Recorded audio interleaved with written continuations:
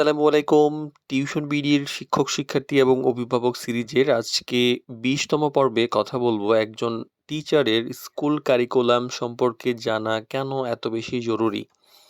একটা বিষয় হোম টিউশনের ক্ষেত্রে অনেক গুরুত্ব হওয়া সত্ত্বেও যে এটা দেখা যায় অবহেলিত থাকে। কারণ অনেক টিচার স্কুল কারিকুলাম বা একাডেমিক যে কারিকুলাম স্টুডেন্ট পড়ছে জানে না, বাট গার্ডিয়ানরা নিয়োগ দিচ্ছেন এবং চাচ্ছেও না এরকম। যার ফলে কিছু সমস্যা হয়।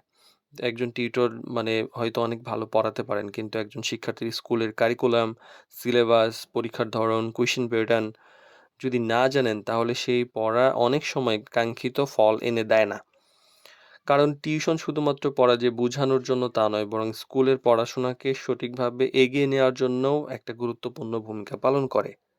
তো সেক্ষেত্রে কি যে যদি কেউ জানে তাহলে সঠিক সিলেবাস অনুযায়ী পড়ানো যায়। প্রতিটি স্কুল বা বোর্ডের নির্দিষ্ট কিছু সিলেবাস থাকে। কিন্তু টিউটর যদি সেই সিলেবাস ভালোভাবে জানেন তাহলে তো ভালো। যদি না জানেন তাহলে হয় কি যে কিছু সমস্যা হয়। জানলে কি হয় যে কোন অধ্যায় বেশি গুরুত্বপূর্ণ, কোন বিষয়গুলো পরীক্ষাতে বেশি আসে, কোন অংশগুলো শেষ করা আগে বেশি দরকার। এতে কি যে পড়াশোনা পরিকল্পিতভাবে আগায়। অনেক বিষয় আছে যেগুলো শুধুমাত্র একটু জানলেই হয়। আবার অনেক বিষয় আছে যেটা পরীক্ষার জন্য খুব ভালোভাবে পড়তে হয়। তো এই ২ টা বিষয় আলাদাভাবে গুরুত্বপূর্ণ। কারণ পরীক্ষার ধরন বোঝা কিন্তু সহজ হয়। একটা স্কুলে প্রত্যেকটা স্কুলে কিন্তু আলাদা, আলাদা স্যার, আলাদা, আলাদা কোয়েশ্চেন পেপার, আলাদা, আলাদা মেজাজের একটা ব্যাপার থাকে। তো দেখা যায় যে কোনো স্কুলে হয়তো সৃজনশীল কোয়েশ্চেন বেশি থাকতে পারে, সংক্ষিপ্ত হইতে পারে, দেশের বাইরের কারিকুলাম থাকতে পারে, ক্যামব্রিজ, জেডএক্সেল, আইবি এরকম কারিকুলাম থাকে। তো হয় কি যে একজন টিচার যদি এই কারিকুলাম বা কোয়েশ্চেন প্যাটার্নটা বুঝেন, তাহলে এইটা উনি খুব সহজে একটা স্টুডেন্টকে গাইড করতে পারেন।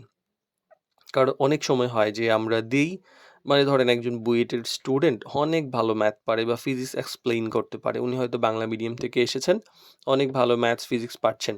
কিন্তু ধরেন আমরা ইংলিশ মিডিয়ামের জন্য দিয়েছি ও লেভেল সিলেবাসের জন্য, উনি হয়তো ম্যাথস পারছেন, করতে পারছেন। এক হচ্ছে যে উনি হয়তোবা এক্সপ্লেইনটা প্রপারলি ইংলিশ মিডিয়ামের জন্য করতে পারেন না।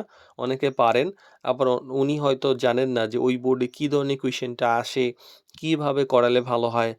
এই যে ব্যাপারটা এটা একটা গ্যাপ থেকে যায় যেটা আমরা অনেকগুলো এক্সপেরিয়েন্স করছি। তো যারা জানেন তো তারা ভালো, যারা জানেন না একটু জেনে নিয়ে যদি পড়ান এটা অনেক বেশি ইফেক্টিভ হবে। স্কুলের পড়া এবং টিউশনের মধ্যে একটা সমন্বয় করা ব্যাপার থাকে। অনেক সময় হয় কি যে আ ছোট বাচ্চার ক্ষেত্রে বিশেষ করে যে স্কুলে যা পড়ানো হচ্ছে, আবার টিউশনে যা পড়ানো হচ্ছে ২ টার মধ্যে মানে বেসিক মধ্যে গ্যাপ হয়ে যাচ্ছে। একজন টিচার পড়াচ্ছে একরকম করে, আবার স্কুলের টিচার ম্যাথ অন্যরকম করে পড়াচ্ছে। হয়তো একই জিনিস বাট ২ রকম করে পড়াচ্ছে। আবার আ কিছু কারিকুলামে কিছু চেঞ্জেস আসতে পারে। বোর্ড ভিত্তিক কিছু এদিক-সেদিক হইতে পারে। তো এই ব্যাপারগুলা যদি এদিক-সেদিক হয় তাহলে সমস্যা। আর যদি দেখা যায় যে সেম টু সেম ম্যাচ করছে তখন কিন্তু স্টুডেন্ট বুঝতে পারে এবং আত্মবিশ্বাস বাড়ে। তো সময় ব্যবস্থাপনার একটা ব্যাপার থাকে কিন্তু যে কারণ কারিকুলাম সম্পর্কে যখন আমরা জানবো আগে থেকেই একজন টিউটর খুব বুঝতে পারেন যে আচ্ছা কি পড়তে হবে, কখন পড়তে হবে, কখন কোনটা শেষ করলে পরীক্ষা ভালো করা সম্ভব হবে, কোনটা আছে কোনটা নাই, কোনটা আসতে পারে, কোনটা গুরুত্বপূর্ণ, কোনটা কম গুরুত্বপূর্ণ এই ব্যাপারগুলা আ কোথায়, কোথায় বেশি সময় দিলে বেশি কাজে লাগবে এই ব্যাপারগুলা কমে এবং পরীক্ষার আগে কিন্তু চাপটা কমে। তো শিক্ষার্থীর দুর্বলতাও চিহ্নিত করা যায়। কারিকুলাম জানা থাকলে একজন টিচার বুঝতে পারেন যে শিক্ষার্থীর কোন জায়গায় পিছিয়ে আছে, কোন জায়গায় ফোকাস করলে ওই অংশগুলো উনি তাড়াতাড়ি ওভারকাম করতে পারবে। তো এইভাবে কিন্তু আগানো যায়। এইজন্য মানে আ বাংলা মিডিয়ামের জন্য বাংলা মিডিয়াম, ইংলিশ ভার্সনের জন্য ইংলিশ ভার্সন, ইংলিশ মিডিয়ামের জন্য ইংলিশ মিডিয়াম দিতে পারলে ভালো। বাট দিতেই হবে এটা জরুরি না। কিন্তু যাকেই দিবেন উনি যেন ওই কারিকুলামটা এট লিস্ট জানেন, পড়িয়েছেন বা এনার অভিজ্ঞতা আছে এবং এটা নিয়ে উনি স্টাডি করেছেন। তাহলে হবে কি যে এই পড়ার মধ্যে যে গ্যাপটা হয়ে যায় এটা আর থাকবে না। এইটাই হচ্ছে একটা গুরুত্বপূর্ণ সিদ্ধান্ত হবে অভিভাবক হিসেবে।